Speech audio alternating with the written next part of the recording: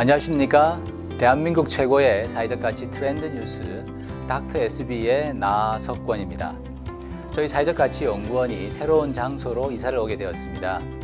정들고 익숙해진 공간을 떠나 아쉬운 점도 있지만 새로운 공간에서 새로운 마음으로 닥터 SB 다시 시작해 보도록 하겠습니다. 그러면 첫 번째 이에 대한 소식부터 만나보시겠습니다. 안녕하세요. 사회적 가치 연구원의 연재민입니다. 최근 기록적인 폭우와 태풍 흰남노에 의한 여러 피해가 발생했는데요. 피해를 받으신 모든 분들 잘 갈무리하셔서 일상으로 무사히 복귀하셨길 바랍니다. 이처럼 폭염이나 폭우 등 이상기후에 의한 피해가 늘어나면서 기후위기에 대한 사람들의 관심이 높아졌는데요. 세계적으로도 그 중요성이 더욱 높아지고 있습니다. ESG 평가의 중요성은 갈수록 커져가지만 이를 통해 기업의 기후위기에 대응하는 성과를 판단하기에 많은 어려움이 있기 때문입니다. 예를 들면 테슬라의 경우 전기차가 기존 내연기관 자동차와 비교해 탄소 배출이 적다는 이유로 MSCI의 ESG 평가에서 최고점을 받은 반면 FTSE에서는 환경부문 점수를 0점으로 평가했다고 합니다. 이러한 평가 기준과 결과는 기후위기와 관련된 기업의 성과를 보고자 하는 투자자들을 혼란스럽게 할 수밖에 없는데요. 현재 대부분의 투자자들은 이에 관심이 가장 많고 그중 기후가 가장 중요하니 기후에 특화된 평가가 필요하다는 의견이죠. 하버드 비즈니스 리뷰에서 투자자 1,500명을 대상으로 기업의 기후 관련 ESG 평가를 제공하자 투자가 20% 정도 증가한다는 사실을 확인할 수 있었다고 합니다. 캘리포니아 공무원 퇴직연금 역시 기후변화로 인한 절대적 위험을 최소화하는 방식으로 포트폴리오를 꾸리겠다는 전략을 내세우고 있다고 하죠. 이러한 상황들을 고려해보면 지금 이 시점이 기후에 집중된 평가가 필요한 때이지 않을까 합니다. 지난 폭우와 태풍으로 인해 일반인들은 물론 소상공인들과 많은 기업들이 피해가 있었다는 뉴스들을 접할 때마다 ESG는 갈수록 중요해질 수밖에 없겠다는 생각이 들었습니다. 피해를 받고 나서 경각심을 얻기보다는 더 큰 피해가 발생하기 전에 모두가 노력해서 예방이 될 수 있으면 좋겠습니다. 다음은 S에 대한 소식을 만나보시겠습니다. 사회적 가치 연구원의 김민규입니다. 혹시 세상을 바꾼 변호인이라는 영화를 보셨나요? 남녀 차별이 당연하던 시대에 성차별적 법률을 바꾸기 위해 노력한 루스 베이더 긴즈버그의 실화를 다룬 영화인데요. 여성 인권을 향상시키기 위한 싸움이었지만 그 시작이 되는 핵심 사건은 남성의 역차별에 대한 문제였던 것이 감명 깊었던 영화였습니다.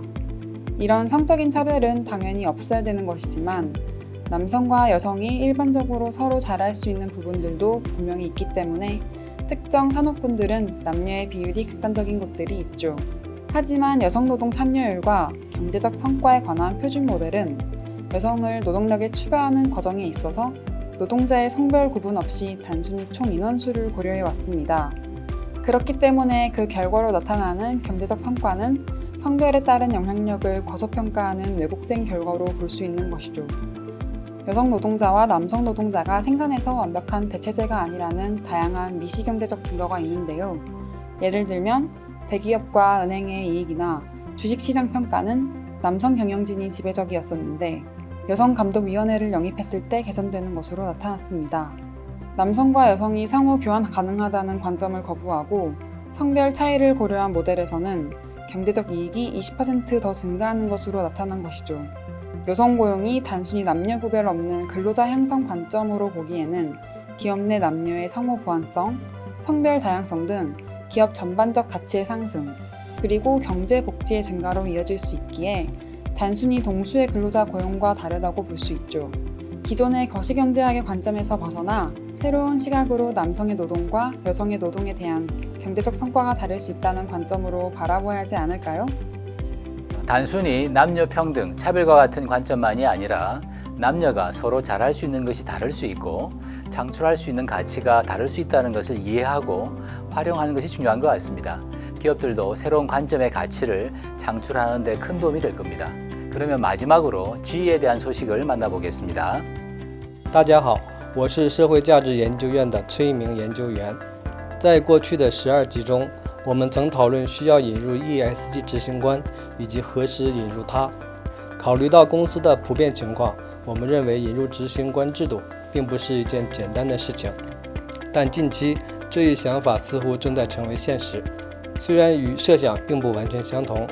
过去，引入可持续发展执行官被一些公司认为是一种新颖大胆的尝试，但随着可持续发展逐渐成为重要的企业发展话题， CSO 重新被定义为是一个非常重要的成员。随着 CSO 重要性的增长和该角色所需职业技能的逐渐变化，对气候变化和各种法规的理解，以及与高层管理人员合作的能力也变得越来越重要。根据国际咨询公司普华永道去年的调查，在1640家上市公司中，有28%的公司将 CSO 确定为最高决策者群体的成员之一，这一数字是2016年9%的3倍以上。随着企业对环境风险意识的提高，投资者对可持续性的需求增大，以及绿色监管的不断强化， CSO 的影响力似乎也随着不断增长。这些变化并不局限于特定的行业，而是均匀地分布在各个领域。但角色任务的增加仍无法成为职业稳定的保障。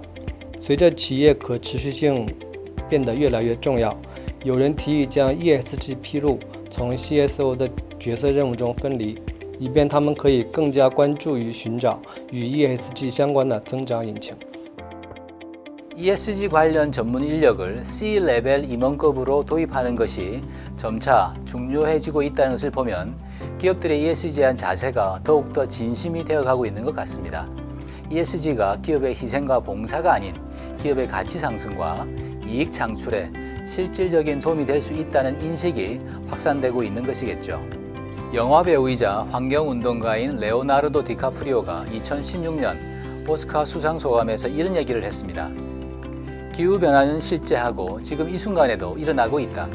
우리는 모두 지구를 당연하게 여겨서는 안 된다고 말입니다. 최근 기후변화로 인해 많은 피해를 입었던 만큼 이 말이 갈수록 실감이 되는 것 같습니다. 오늘 준비한 소식은 여기까지입니다. 앞으로도 전 세계 트렌드와 양질의 인사이트를 전달드리기 위해 노력하겠습니다. 경청해 주셔서 감사합니다.